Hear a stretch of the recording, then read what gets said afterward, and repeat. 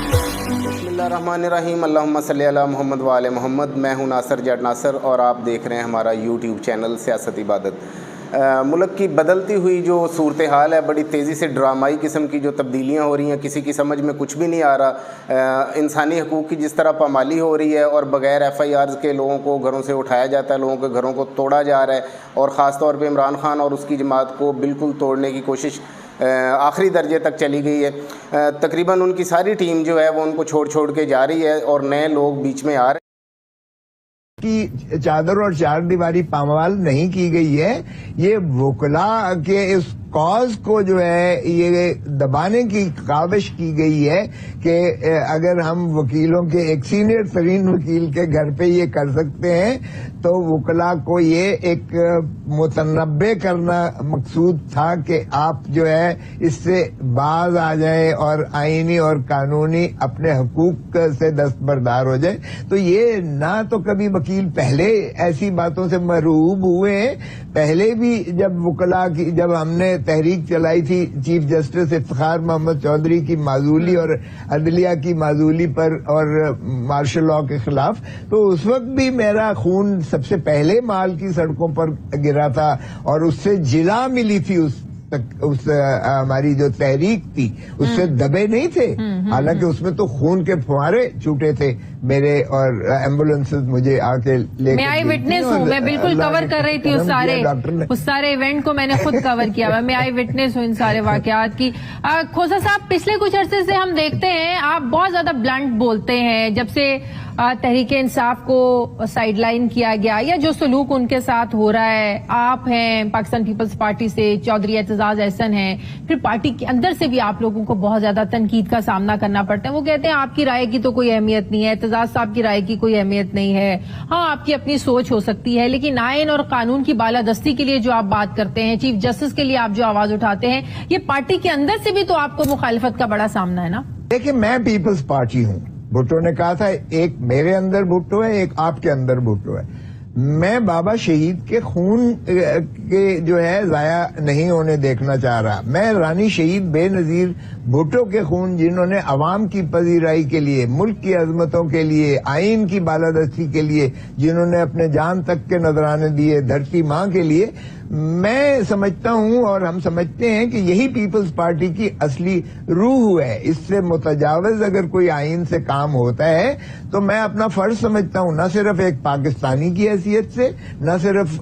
ایک وکیل کی حیثیت سے، بلکہ ایون پاکستان پیپلز پارٹی کی حیثیت سے میں سمجھتا ہوں کہ یہ ہمارا فرض ہے کہ ہم اس کی نہ صرف نشاندہی کریں۔ میں نے اپنی پارٹی کے اندر بھی یہ بات کہی ہے اور بڑی برملا کہی ہے کہ اگر جو ہے فریال بی بی کو گرفتاری پر ہم نے مذمت کی، آج ہم جو بھی عورتوں کو اس طرح سے کرتا ہے، 2 wrongs do not do 1 right۔ PDM جب سے علیحدہ ہوئے، میں اس کا حصہ تھا اس کمیٹی کا، تو انہوں نے کہا کہ ہم الیکشنز میں حصہ نہیں لیں گے۔ PDM نے بشمول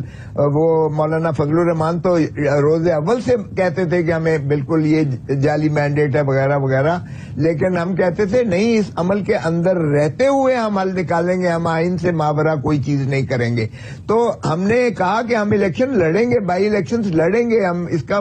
بائیکاٹ نہیں کریں گے۔ ہم PDM سے ہمیں نوٹس مل گیا، ارے بھائی تم ہیڈ ماسٹر ہو، ہمیں نوٹس دے رہے ہو، سیاسی جماعتیں اپنے اپنے منشور کے تابع اپنے اپنی سینٹرل ایگزیکٹو کمیٹی کے فیصلوں پر چلتی ہیں، آپ کی پابند تو نہیں ہوتی ہیں۔ تو ہم PDM سے علیحدہ ہو گئے، قانون سازی کر لی گئی ہے، سینٹ سے منظوری ہو گئی ہے، تو یہ کتنے % راستہ صاف ہو گیا ہے نواز شریف کی باعزت واپسی کا کہ اب وہ واپس آئیں تو ان کو جیلوں میں نہ جانا پڑے،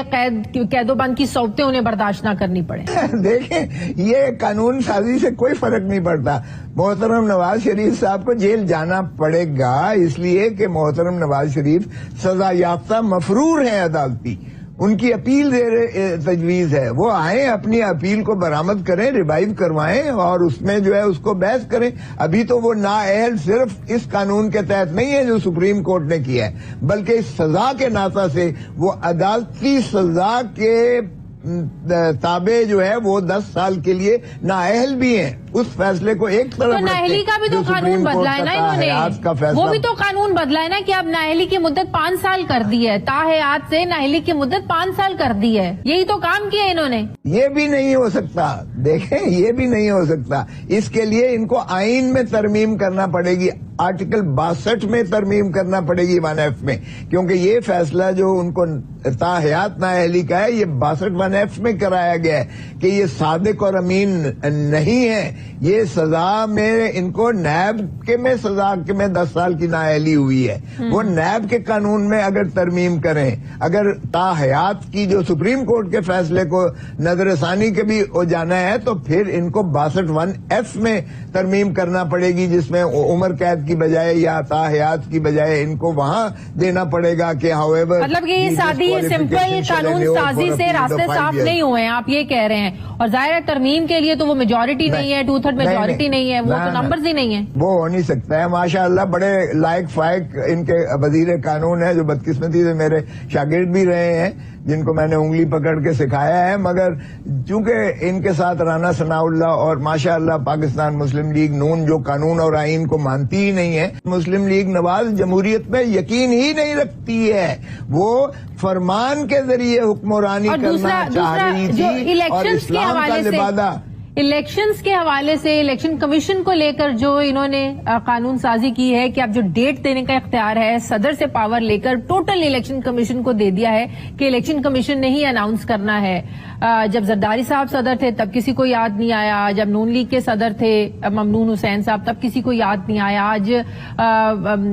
तहरीक इंसाफ के सदर वहां पर बैठे हुए आरिफ अलवी साहब तब ये कानून साजी करना भी याद आ गई। तो अब इसका मतलब है कि इलेक्शन कब होंगे, क्या डेट होगी, अब सारा ये डिपेंड करता है इलेक्शन कमीशन पर। जी नहीं, ये भी जहालत का एक मुजस्समा है ये कानून। आज पीडीएम उसे जनरल जिया का काला कानून कहती है, वो कहते हैं जनरल जिया ने ये हक लेके दिया था सदर पाकिस्तान को, वो काला कानून कहती है आज पीडीएम। ओ बाबा, ये कानून इन्होंने बनाया था 217 का जो है इलेक्शन एक्ट। माफ कीजिएगा मुस्लिम नून। मिलते हैं नए व्लॉग में नई स्टोरी के साथ। अब तक के लिए मुझे इजाज़त दीजिए। आपका भाई नासिर जट नासिर, पाकिस्तान जिंदाबाद।